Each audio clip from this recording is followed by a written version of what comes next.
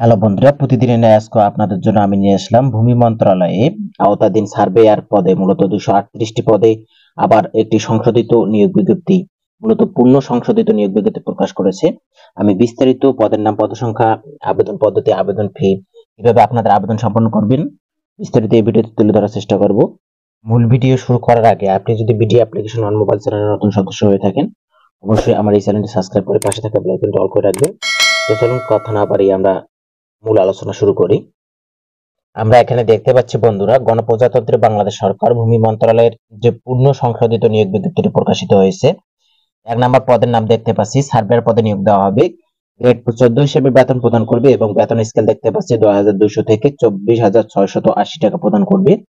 পদের সংখ্যা আমরা দেখতে পাচ্ছি 238 জন এবং কোন স্বীকৃত বিশ্ববিদ্যালয় হতে কারিগরি শিক্ষা বোর্ডের অধীনে সার্ভে ইনস্টিটিউট হইতে 4 বছর মেয়াদী ডিপ্লোমা ইন ইঞ্জিনিয়ারিং সার্ভেইং পরীক্ষা উত্তীর্ণ হতে হবে।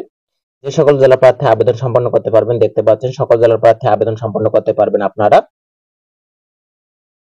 পূর্বে যারা আবেদন করছে তাদের আবেদন করার কোনো প্রয়োজন নেই। এখানে আমরা দেখতে পাচ্ছি অবশ্যই আপনাদের যারা এই সার্কুলারে আবেদন করতে পারবেন 18 থেকে 32 বছর বয়স যাদের, তারা আবেদন সম্পন্ন করতে পারবেন। আবেদন দেখতে পাচ্ছি আগামী 24/12/2024 তারিখ সকাল 10 ঘটিকাতে শুরু হবে এবং 23/1/2025 তারিখ বিকেল 5টা পর্যন্ত আপনারা আবেদন সম্পন্ন করে আবেদন দাখিল করতে পারবেন। এছাড়া বন্ধুরা, আমরা এখানে পরিশেষে দেখতে পাচ্ছি বিস্তারিত যদি তথ্য আপনাদের জানার থাকে অবশ্যই ভূমি মন্ত্রণালয়ের যে ওয়েবসাইটটি আছে সেই ওয়েবসাইটে পাবেন। বিজ্ঞপ্তি পত্রিকা ছাড়াও আমরা দেখতে পাচ্ছি ওয়েবসাইটটি, সকলের সুবিধার্থে আমি ডেসক্রিপশন বক্সে দিয়ে রাখবো।